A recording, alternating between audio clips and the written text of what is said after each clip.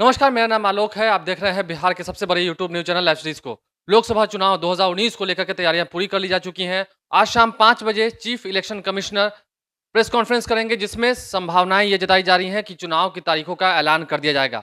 आपको बता दें, इस वर्ष अरुणाचल प्रदेश, ओडिशा और 2-3 ऐसे राज्य हैं जहां पर विधानसभा चुनाव भी साथ-साथ कराने की बातें चल रही हैं। लेकिन बड़ी बात यह है कि चुनाव आयोग की तरफ से कुछ दिन पहले भी प्रेस वार्ता की गई थी, उसमें यह बताया गया था कि इस बार जब चुनाव होंगे, चुनाव के समय किसी भी राजनीतिक पार्टी को उसके स्लोगन में या उसके बैनर या पोस्टर में सैनिकों को जगह नहीं देनी है या सैनिकों को लेकर के किसी भी तरीके का प्रचार-प्रसार नहीं करना है, उनका नाम ज़्यादा ज़िक्र नहीं करना है। जैसा कि आपको पता होगा, कुछ दिन पहले ही पुलवामा में आतंकी हमला हुआ था, उसके बाद भारत की ओर से एयर स्ट्राइक किया गया था।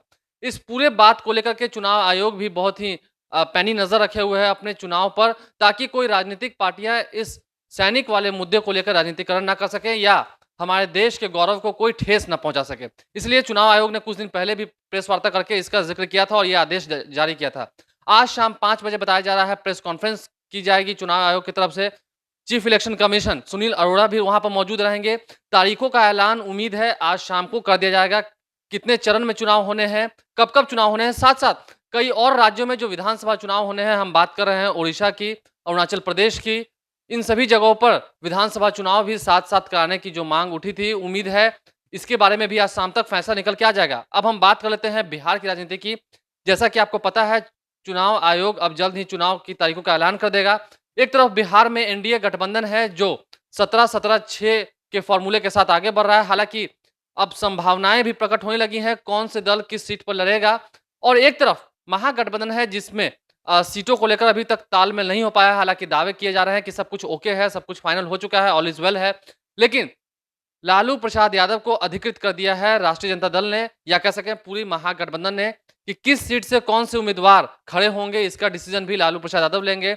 इस पर विपक्ष लगातार एक तरफ जहां चुटकियां ले रहा है, तंज कस रहा है लालू प्रसाद यादव पर, वहीं दूसरी ओर महागठबंधन का जो खेमा है वो भी रुक नहीं रहा है। लगातार जो खबरें निकल के आ रही हैं, एक तरफ चुनाव की तारीखों का ऐलान होने जा रहा है आज शाम 5 बजे, वहीं दूसरी ओर लालू प्रसाद यादव महागठबंधन को जो लीड कर रहे हैं, ऐसा बताया जा रहा है कि वो लीड कर रहे हैं, उनकी तरफ से अभी तक कोई बड़ी न्यूज़ निकल के नहीं आया है।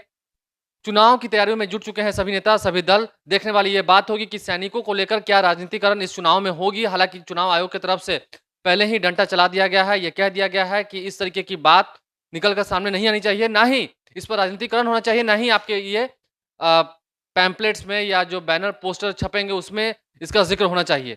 लाइव सीरीज के माध्यम से आप जुड़ रहे हैं। जैसे ही तारीखों का ऐलान होता है, कौन से राज्य में, कौन से जिले में किस दिन चुनाव होने वाले हैं, इसकी भी विस्तार से जानकारी हम आप तक वीडियोस के माध्यम से पहुंचाते रहेंगे।